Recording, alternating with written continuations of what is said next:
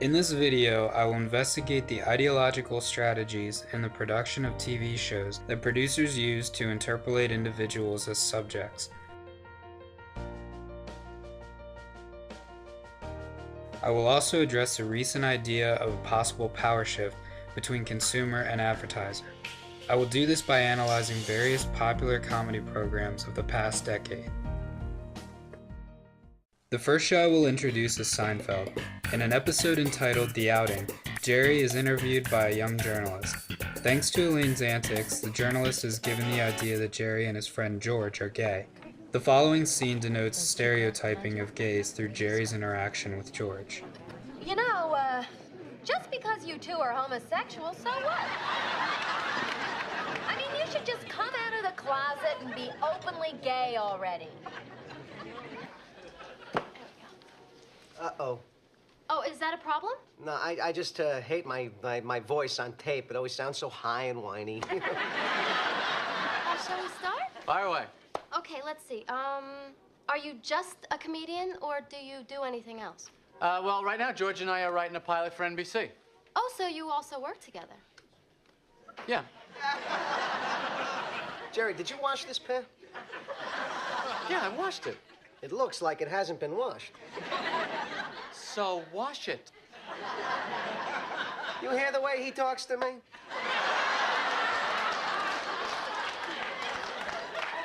You should hear how my boyfriend talks to me. What? Hey, let me ask you something. What do you think of this shirt? It's nice. Jerry said he didn't like it.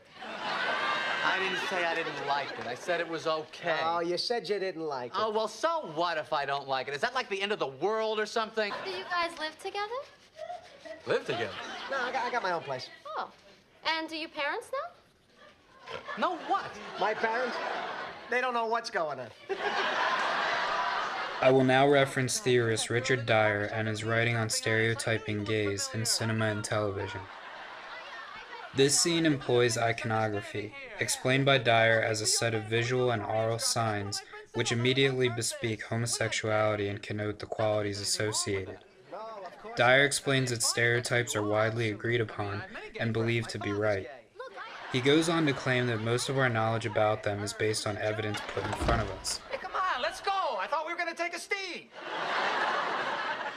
No, I don't want no any steam. steam. No steam. Well, I don't want to sit there naked all by myself.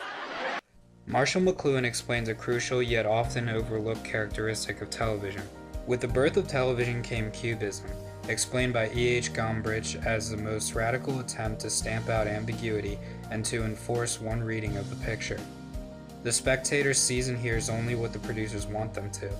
This concept applies greatly to stereotypes and portrayals of social and ethnic groups on television. Pierre Bourdieu speaks about television's commentators, referring to them as two-bit spiritual guides, representatives of middle-class morality.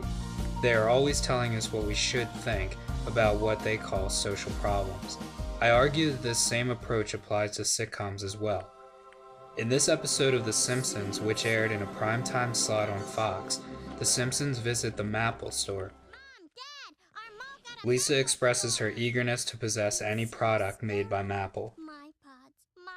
One of the key elements of this scene is that while they are making a jab at Apple's expensive products, they are simultaneously expressing that Apple products are a status symbol, and are illustrating the interpolation of consumers when the store employee says to Lisa, "We are all Maple people." I'm a Maple person. We're all Maple people. Sorry. This concept goes hand in hand with Dallas Smythe's exploration of audiences doing work. When speaking about advertisers, he states, "What they are buying are the services of audiences with predictable specifications which will pay attention in predictable numbers and at predictable times. It is the consumer goods advertisers whose audiences are produced by mass media and generate demand." Following this idea of consumers doing work, Sarah Bennett Weiser discusses the marketability of female self-esteem. In this episode of King of Queens, Carrie becomes a spendthrift after finding a loophole in which she can buy expensive clothing and return it later for a full refund. They don't look at me like I'm just a secretary anymore. As a matter of fact, you know what happened today? Mr. Kaplan invited us to his annual bash out in the Hamptons. Because the attention she receives from wearing designer clothes makes her feel special and important, she gets carried away until she ends up having a room full of clothes and a chalkboard schedule to keep track of returns. This episode is a play on consumer culture powered by female self-esteem. Sarah Bennett Weiser states that girls' self-esteem in the 21st century is remarkably brandable. Female beauty products have continued to be associated with the rhetoric of progress. It's like you have shopping bulimia. All right, you know what? You are way over the top here. It's not a disease. It's just something that makes me feel good. End of story. What are you doing? She explains that commodities are seen to represent cultural and social value, affirming racial and gender hierarchies. Oh my God. For this reason, the entire episode is able to revolve almost exclusively around Carrie's uncontrollable desire for nice things. I can't take this stuff back, Doug. It's the nicest wardrobe I've ever had. It's not yours. Now end this for me. Fine. I'll take it back.